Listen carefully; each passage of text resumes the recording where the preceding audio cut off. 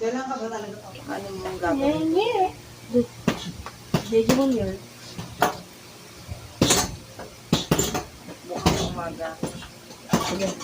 Ito week na to siguro yung ano namin, na-tripping baka. Hindi lang sama ako. Ayoko. Ako sasama, siniraan na nga. Ano si Tita mo? Nagbibenta daw ng ano. Bibili daw ako drugs to.